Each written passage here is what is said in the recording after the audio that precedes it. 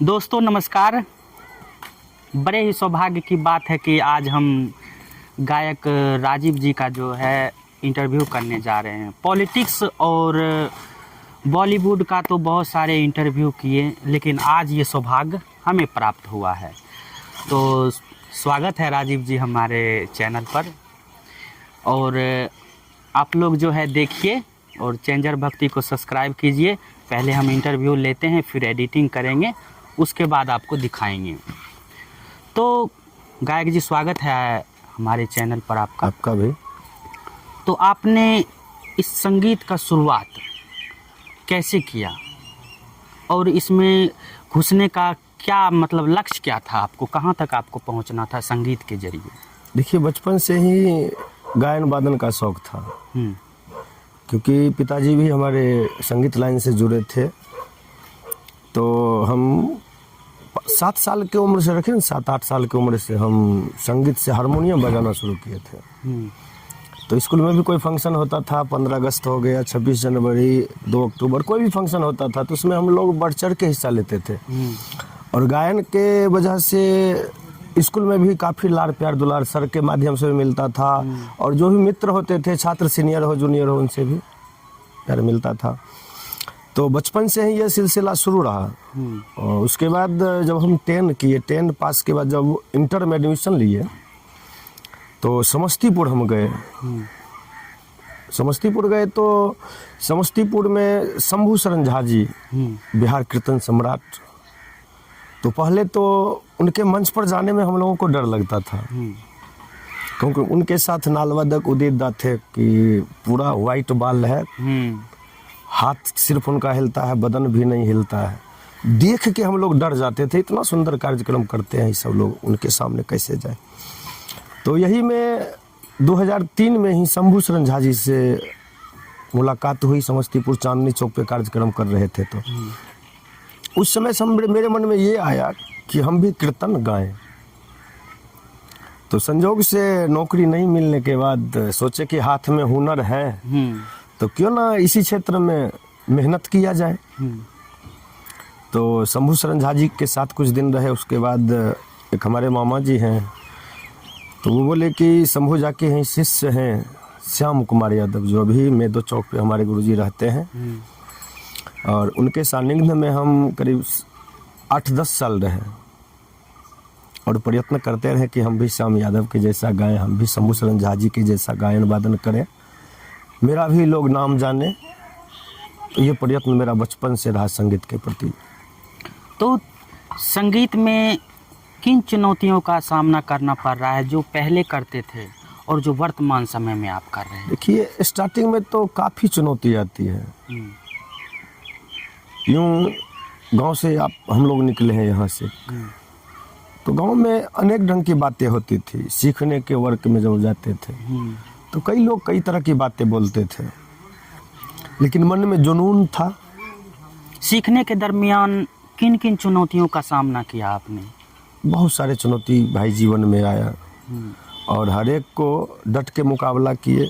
और रही बात कि पेरेंट्स का सहयोग हम मेरे साथ रहा सब दिन, पापा जी का हो, मम्मी का हो, हर वक्त सहयोग रहता था। जब भी निकलते थे गुरुजी के साथ, तो उस समय देखिए जब गुरुजी के साथ हम लोग रहते थे तो वहाँ सब कुछ अपने तरफ से होता था,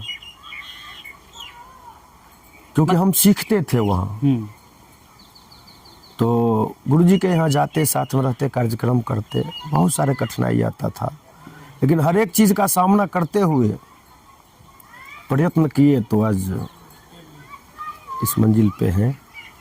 तो जैसे चुनौतियों में क्या कभी आपको अनमोटिवेट करने का भी कोशिश किया कि क्या नचनिया भजनिया बनोगे, इससे अच्छे थे ये काम कर लेते आप? जी। तो इन चुनौतियों से आप कैसे उभरे? मन में दृढ़ संकल्प था। देखिए, जब आप कदम आगे बढ़ाएंगे तो अनेक प्रकार की बाधाएं आती हैं। लोग कई तरह की बातें करते थे, जो आदमी ताना मारते थे उस समय, और आज श्रोता भगवान का प्यार है, गुरु महाराज का आशीर्वाद है, माँ सरस्वती का आशीर्वाद है, आज वही आदमी सामने बैठ के ताली भी बजाता है।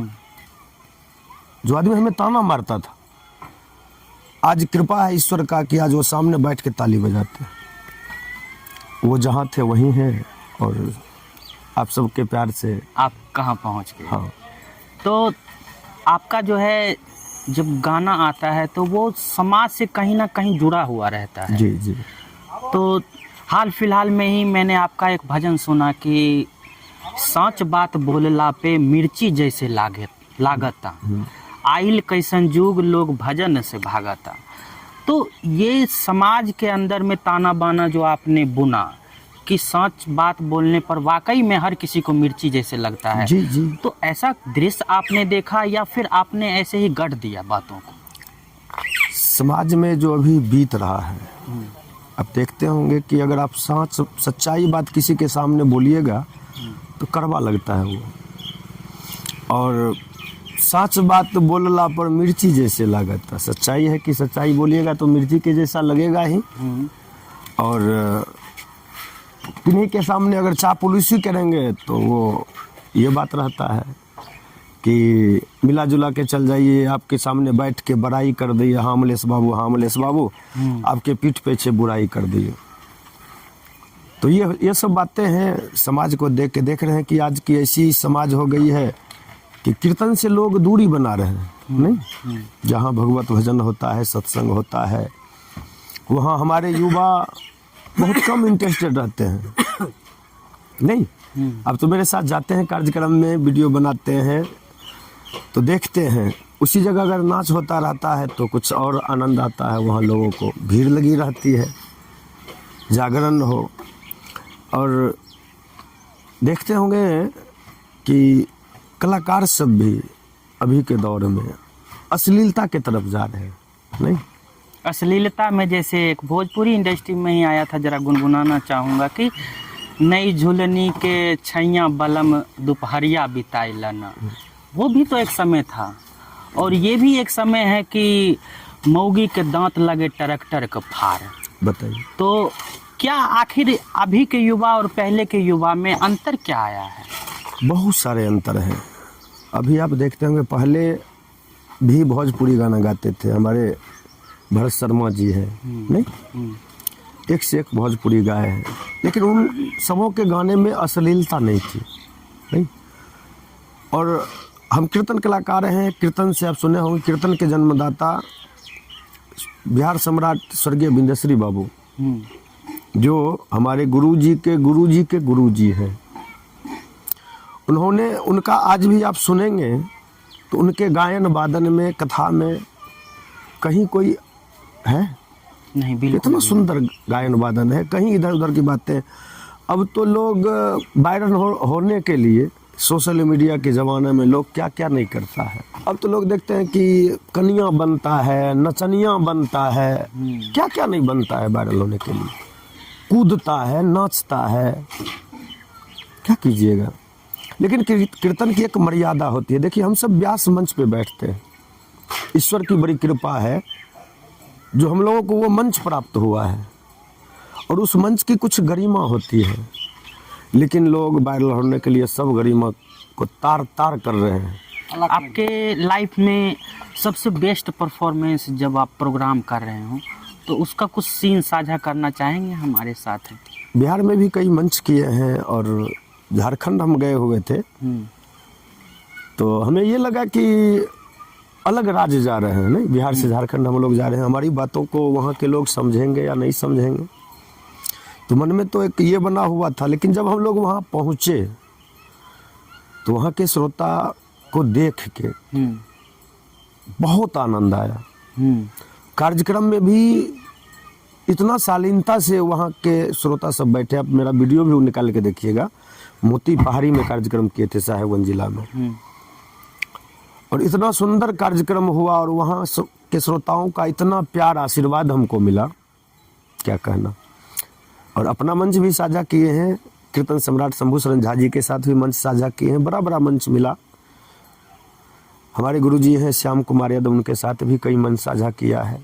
तो आप गुरुजी का नाम बहुत तेरे बता रहे हैं, एक बिंदेश्वरी बाबू जी का नाम भी बता रहे हैं, और शंभू शरण झा जी, और श्याम जी को भी आप गुरु मानते हैं। देखिए श्याम जी तो हमारे, सबसे ज्यादा महत्व गुरु का आपके जीवन में किनका रहा? देखिए श्याम कुमार यादव जी का भी है, और सबसे पहले शंभू शरण झा जी के पास गए हुए थे, तो उनका भी आशीर्वाद है। वो भी गर्व से कहते थे कि मेरा तीसरा पुस्त तैयार है। शंभू शरण झा जी के शिष्य श्याम यादव और श्याम यादव के शिष्य हम। तो जब गुरु जी थे इस संसार में, तो गर्व से किसी भी मंच से वो कहते थे कि हम, मेरा श्याम और श्याम का राजीव, मेरा तीसरा पुस्त अब तैयार है। और प्रसन्न भी रहते थे हमसे ज़्यादा, गुरु जी प्रभावित भी रहते थे। तो आपका सबसे फेवरेट संगीत कौन सा है जो आप हमेशा दिनचर्या में गुनगुनाते रहते हैं? देखिए भजन गायक हम हैं, तो भजन भी गुनगुनाते हैं, और कुछ गज़ल भी गुनगुना लेते हैं, कुछ मैथिली भी गा लेते हैं। गुनगुना कर हमारे श्रोता को सुना दीजिए, बस एक ही लाइन या चंद शब्दों में।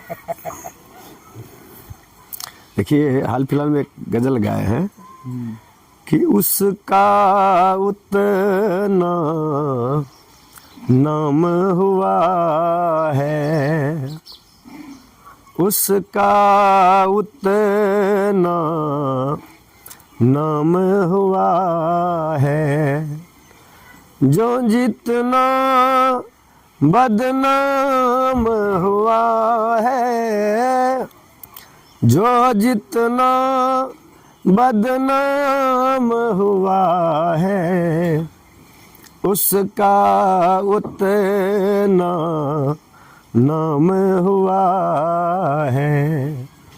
सच्चाई बात है, उसका उतना नाम हुआ है जो जितना बदनाम हुआ है। बदनाम हुआ है। तो अगर लोग बदनाम होते हैं तो कहीं ना कहीं उसकी कामयाबी छुपी होती है। जी जी जी जी। तो अब आपके पर्सनल में आ जाते हैं, थोड़ा पर्सनल लाइफ में घुसते हैं जी। तो आपने शादी कब किया ये बताइए, हमारे श्रोता लोग भी जानना चाहते हैं। देखिए शादी तो मेरा बहुत पहले हो गया था, 12-5। लव मैरिज किया या अरेंज? अरेंज मैरिज मेरा है जी। और पिताजी जहाँ करना चाहे वहाँ हम लोग शादी किए। 12/5/2006 मेरा शादी हुआ था। मेरा शादी का 19 साल व्यतीत हो रहा है, और 19 साल के लाइफ में मेरा अभी 2 बेटा है। बड़ा का नाम आयुष है और छोटा अमन है। बड़ा पढ़ाई कर रहा है और छोटा अमन क्रिकेट, अभी उनका शौक है कि हम कि क्रिकेट ही खेलेंगे। तो हम सोचे कि हम गायन वादन से समाज सेवा किए, तो बेटा क्रिकेट खेल कर देश सेवा करेगा। बिल्कुल बिल्कुल। इसी हौसला के साथ बाबू को वहाँ भेज दिए हैं। बस श्रोता भगवान का आशीर्वाद प्यार रहे, आप सबों का सहयोग रहेगा। तो आपका फेवरेट भोजन कौन सा है ये? देखिए शाकाहारी हम सब हैं, सत्संग से जुड़े हुए हैं, तो हम लोग भोजन में रोटी दाल सब्जी दूध कलाकार का जो पसंदीदा फेवरेट होता है जी। और दही भी खाते हैं जम के। लेकिन कुछ लोग बोलते हैं कि चौकी छोड़ते हैं और लेग पीस तोड़ना शुरू कर देते हैं, क्या आप तो उनमें से नहीं आते? नहीं, हम अब देख सकते हैं कि मेरे गला में माला भी है, और मैंने 2011 में वैष्णव धर्म पालन किया था। 2011 में ज्ञान उपदेश हम लिए थे गुरु महाराज जी से, और 2011 से हम वैष्णव 14 साल से। और जीवन में मैंने सोचा था कि जब मैं ज्ञान उपदेश ले लूँगा तो हर एक जो बुरी आदतें हैं अपने जीवन से। अभी के वक्त में विलेज एरिया से अगर कोई युवा या कहीं और से, आपके वीडियो बहुत सारे जगह वायरल्स भी हुए हैं, बहुत सारे ऐसे किस्से हैं जो आपके वायरल्स हुए, जैसे बाजा वाला को रतौंधी हो गया था, इस पर आपने एक किस्सा कहा था, तो वो भी बहुत सारे लोगों ने पसंद किया। ये भी हो रहा है। लेकिन अभी के युवा अगर संगीत लाइन में घुसना चाहते हैं तो आप उनको क्या मैसेज देना चाहेंगे? क्या अभी उनको इस लाइन में आना चाहिए या फिर कहीं और ट्राई करना चाहिए? नहीं, देखिए संगीत एक ऐसी लाइन है कि अगर आप मेहनत करेंगे तो यहाँ तो समाज में सम्मान मिलेगा ही, समाज में मान सम्मान मिलेगा, और वहाँ तक के लिए रास्ता मिल जाता है। देखिए भक्ति एक ऐसी है को देखिए गांव गांव जाके हम सब कीर्तन गाते हैं, वो एक अलग हो गया, मंच साझा करते हैं हम लोग वो जीवन यापन के लिए, लेकिन उसके साथ साथ जीवन में अपने लिए भी भजन करना चाहिए, जो हम सब अपने घर पे बैठ के करते हैं। क्या कोई अगर स्टूडेंट आपके पास आता है संगीत से ही रिलेटेड कुछ सीखने के लिए, तो क्या आप उनकी बातों को रिस्पॉन्स लेते हैं? जरूर जरूर जी। तो अभी के युवा अगर संगीत लाइन में आना चाहे तो किस क्षेत्र में जाए ताकि जल्दी से जल्दी उनको सफलता प्राप्त हो? जैसे भजन तो एक अलग लाइन हो गया, एक गज़ल भी हो गया, एक मतलब सबका एक अलग अलग रूल है, तो आप क्या चाहते हैं कि किन क्षेत्र में ज़्यादा युवा लोग मेहनत करें? देखिए एक चॉइस हो जाती है, किन्हीं को ये होता है कि हम भजन ही गाएंगे। जैसे आप सुने होंगे कि जलोटा जी गज़ल गाते थे पहले, नहीं, और उन्होंने भजन गाए और वो भजन हर एक मंदिर पे बजना शुरू हो गया, तो वो गज़ल गायक से भजन गायक बन गए। हमारे धीरज कांत जी गज़ल गाते थे और उनका एक गाना वायरल रचा है सृष्टि को जिस प्रभु ने, तो वो भी गज़ल से भजन गाना शुरू कर दिए, गज़ल भी गाते हैं। तो जैसी माहौल होती है, आपके श्रोता जो सामने होते हैं वो क्या चाहते हैं, वो गज़ल सुनना चाहते हैं, भजन सुनना चाहते हैं, मैथिली गीत सुनना चाहते हैं, या कुछ सत्संग की भी होती है ये सुनना तो चाहते हैं। आप जो भजन गाते हैं क्या ये आप अपने से लिखते हैं या फिर आपकी टीम वर्क करती है इसके पीछे? देखिए टीम भी वर्क करती है और कुछ अपने भी लिखते हैं। अगर अकेले हैं तो अकेले में कुछ अलग ही होता है जी, तो टीम वर्क होता है, टीम भी लिख के गाना देती है, उसके बाद खुद अपना भी लिखते हैं। तो आपका कोई नया एल्बम भी आ रहा है आने वाले समय में? जी यूँ तो आप लोग देख ही रहे हैं और मेहनत में हम लोग लगे हुए हैं, सोच रहे हैं कुछ और ही बेहतर करूं, बस अमलेश जी का प्यार मिलता रहे तो बेहतर से बेहतर होगा।